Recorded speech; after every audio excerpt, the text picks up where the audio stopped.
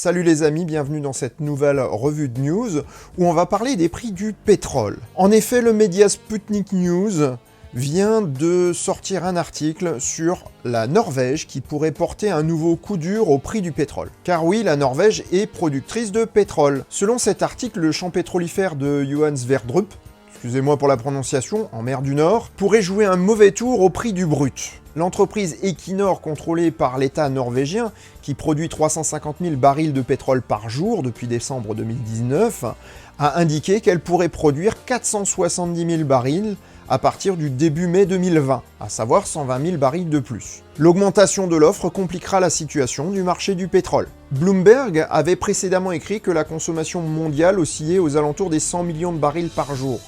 Selon les analystes, elle a actuellement baissé de 25%, ce qui représente un excédent de 25 millions de barils. Néanmoins, Sputnik News dit que tout porte à croire que l'extraction se poursuivra activement sur les champs de Johan Sverdrup. Sputnik News conclut que l'extraction est tout de même rentable à moins de $20 de baril, alors qu'actuellement le prix du brut est aux alentours de $23, soit le prix le plus bas depuis 17 ans. Enfin, pour bien enfoncer le clou, l'article dit que, selon les estimations de cette compagnie, la production journalière atteindra les 690 000 barils fin 2022, avec un marché qui pourrait être très différent de celui qu'il est maintenant. On va commencer par le lien Bloomberg qu'on trouve sur l'article, et lorsque l'on clique dessus, eh bien, surprise, on se retrouve sur un autre article de Sputnik News, et non pas sur le lien vers Bloomberg. Je suis donc allé chercher chez Bloomberg et je n'ai trouvé strictement aucune trace d'un article équivalent. Pourquoi Sputnik News raconterait-il n'importe quoi? C'est en allant sur Wikipédia que j'ai découvert que Sputnik est une agence de presse multimédia internationale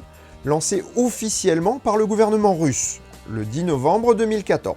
Il devait effectivement donner un regard russe sur l'actualité et contrer la désinformation de la propagande occidentale. Après avoir contrôlé les sources de Wikipédia, je me rends compte qu'effectivement, Sputnik News est tout à fait une agence gouvernementale et qu'elle est très largement critiquée par les médias libres. Certains l'appellent la propagande de Poutine et de ses oligarques.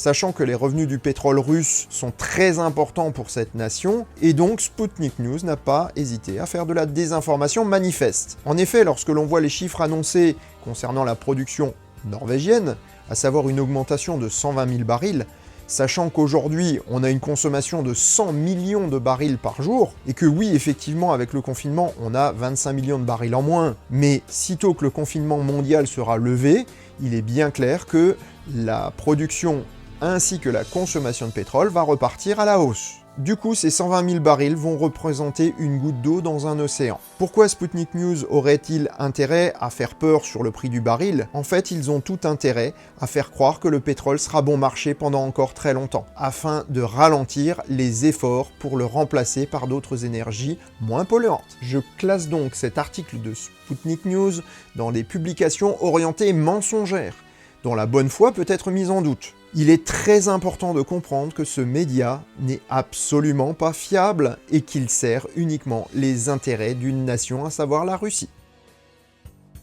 Sur ces bonnes paroles, merci d'avoir suivi cette revue de news et je vous donne rendez-vous demain pour le résumé de la semaine. Prenez soin de vous et à demain.